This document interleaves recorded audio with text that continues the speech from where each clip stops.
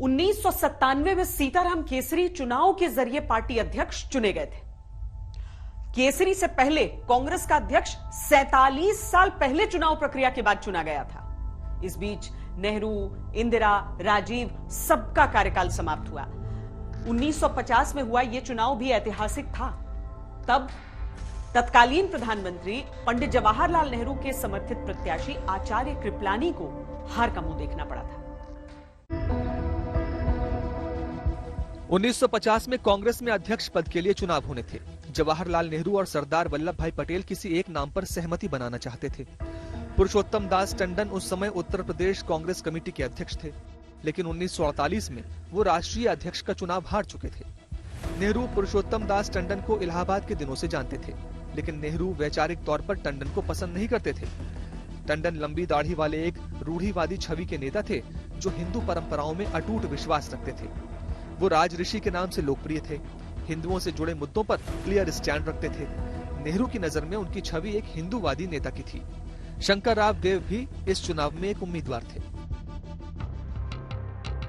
लेकिन जब पुरुषोत्तम दास टंडन ने नामांकन दाखिल किया तो नेहरू चौंक गए। उन्होंने टंडन को समझाने के लिए एक पत्र लिखा। 8 अगस्त 1950 को लिखे गए इस पत्र में पंडित नेहरू लिखते हैं, ये हमारी बदनसीबी है कि पिछले 2-3 साल में हम एक दूसरे से कुछ हद तक दूर हो गए हैं। शायद आप ऐसा सोचते हैं कि मैं जो कुछ करता हूं वो गलत है। मैं भी आपके भाषणों को सुनकर हैरान और परेशान हूं कि आप भारत में ऐसी ताकतों को प्रोत्साहन दे रहे हैं जो देश के लिए खतरनाक हैं। बदनसीबी से आप देश के कई लोगों के लिए सांप्रदायिकता की मिसाल बन गए हैं। 1950 में जो पुरुषोत्तम दास टंडन और जवाहरलाल नेहरू के बीच में अघोषित तरह से तनातनी हुई, उससे कांग्रेस में बहुत ज्यादा गुटबाजी बढ़ गई, क्योंकि हर आदमी सरकार में आ नहीं सकता था। जो उस संगठन में थे उन्हें लगता था कि हमारी कोई पूछ परख नहीं है। टंडन ने 12 अगस्त को नेहरू के पत्र का उत्तर दिया। उन्होंने लिखा, हम बहुत से सवालों पर एकमत रहे, अनेक बड़ी समस्याओं पर साथ काम किया है, पर कुछ ऐसे विषय हैं जिस पर हमारा दृष्टिकोण एक नहीं है। हिंदी को राष्ट्रभाषा बनाया जाना और देश का विभाजन इसमें सबसे प्रमुख है। पंडित नेहरू पुरुषोत्तम दास टंडन की उम्मीदवारी से इस हद तक खफा थे कि उन्होंने अपने भाषणों में कहना शुरू कर दिया था कि अगर टंडन जीते तो वो इस्तीफा दे देंगे। इस दौरान पंडित नेहरू के सलाहकार रफी अहमद किदवई थे। किदवई मानते थे कि टंडन की ईमानदार छवि उनको चुनाव जिता सकती है। किदवई सबसे पहले पट्टाभी सीतारमैया के पास उम्मीदवार बनने का प्रस्ताव लेकर गए। सीतारमैया टंडन को 1948 में हरा चुके थे, लेकिन इस बार उन्होंने मना कर दी। फिर किदवई ने नेहरू को सलाह दी कि वो खुद उम्मीदवार बन जाएं, लेकिन नेहरू को डर था कि पटेल से उनके रिश्ते उनकी उम्मीदवारी से बिगड़ सकते हैं। आखिर में उन्होंने नेहरू को समझाया कि हिंदी पट्टी में अरसे से सक्रिय रहे जेबी कृपलानी ही टंडन की काट हो सकते हैं। सरदार पटेल इस बात से हैरान थे क्योंकि नेहरू और पटेल पहले ही 5 जुलाई 1950 को देहरादून में कृपलानी के नाम पर चर्चा करके उनको खारिज कर चुके थे। पुरुषोत्तम दास टंडन को वल्लभ भाई पटेल और गोविंद वल्लभ पंत जैसे दिग्गजों का समर्थन हासिल था।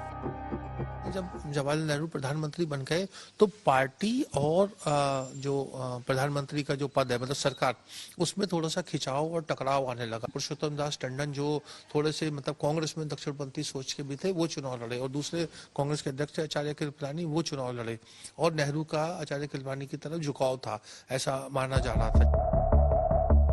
25 अगस्त 1950 को नेहरू और कृपलानी की बैठक हुई। बैठक के बाद कृपलानी ने पत्रकारों से नेहरू के रुख पर आभार व्यक्त किया। संदेश पहुंच चुका था कि ये कृपलानी टंडन नहीं बल्कि नेहरू पटेल के बीच का भी मुकाबला है। 29 अगस्त 1950 को 24 स्थानों पर मतदान हुआ। 1 सितंबर को गिनती हुई। टंडन 1306 वोट पाकर जीत गए। कृपलानी को 1092 और शंकर देव को 202 वोट मिले। जीत जो थे पुरुषोत्तम दास टंडन गए। अब राजीव जवाहरलाल नेहरू जो थे बहुत आहत हुए, और उन्हें लगा कि उनकी बात का मान सम्मान कांग्रेस वालों ने नहीं रखा, तो वो उन्होंने कहा कि वो इस्तीफा दे देंगे। तो ऐसे हालात बने तो टंडन से वो पार्टी नहीं चल पा रही थी, तो पुरुषोत्तम दास टंडन ने त्यागपत्र दे दिया, और उसके बाद फिर जवाहरलाल नेहरू जो थे वो 51 से 55 तक वो खुद कांग्रेस अध्यक्ष और प्रधानमंत्री रहे। 1950 के चुनाव में तत्कालीन प्रधानमंत्री जवाहरलाल नेहरू के समर्थित प्रत्याशी कृपलानी की हार हुई, तो इससे पहले कांग्रेस में अध्यक्ष पद का एक चुनाव ऐसा भी हुआ जिसमें महात्मा गांधी के समर्थित प्रत्याशी को हार मिली थी। तब सामने थे Netaji Subhash Chandra Bose.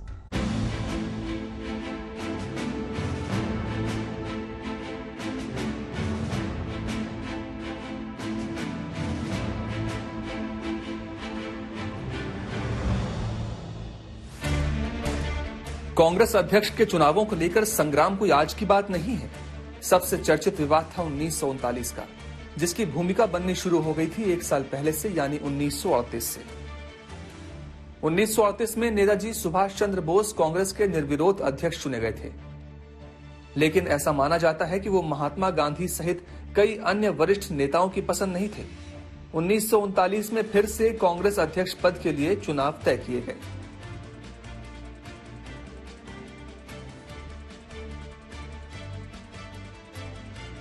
Crossroads being the works of Subhash Chandra Bose 1938-1940 किताब में छपे सरदार पटेल के एक बयान के अनुसार, जो उन्होंने 25 जनवरी 1939 को बारदोली में दिया था।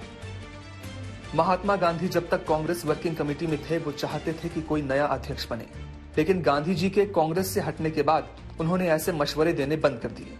1939 में सरदार पटेल ने कहा कि वर्किंग कमेटी के तमाम सदस्य चाहते थे कि मौलाना आजाद अध्यक्ष बने, लेकिन मौलाना आजाद ऐसा नहीं चाहते थे। बारदोली में उसी महीने जब वर्किंग कमेटी की मीटिंग में गांधी जी ने मौलाना आजाद को कहा था कि वो अध्यक्ष के लिए नामांकन करें, लेकिन आजाद नहीं माने। हालांकि कुछ वक्त के बाद मौलाना आजाद ने कहा कि वो गांधी जी के खिलाफ नहीं जा सकते हैं, इसलिए अध्यक्ष बनने को तैयार हैं।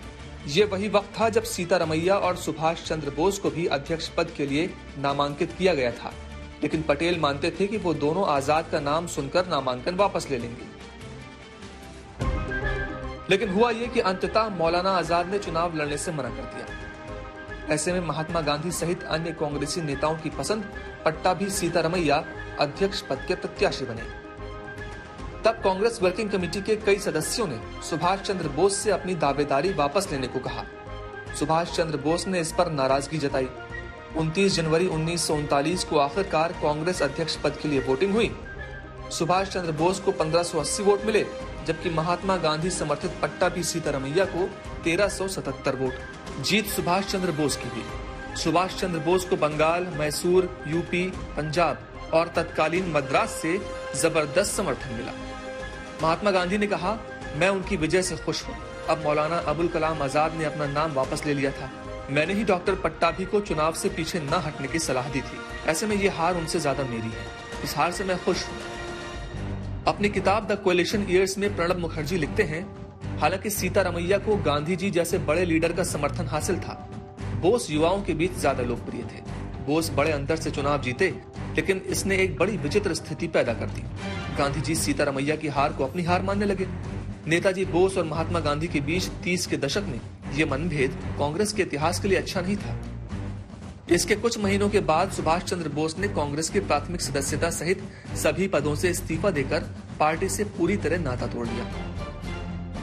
साथियों, सुभाष चंद्र बोस ऐसे महामानव थे जो पद और संसाधनों की चुनौती से परे थे।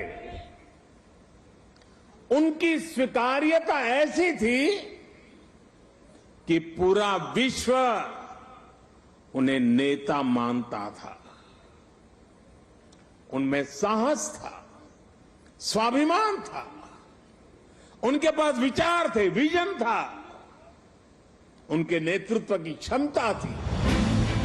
नेताजी सुभाष चंद्र बोस ने इसके बाद फॉरवर्ड ब्लॉक नाम से नई पार्टी बना ली और कांग्रेस से उनकी राहें हमेशा के लिए जुदा हो गई।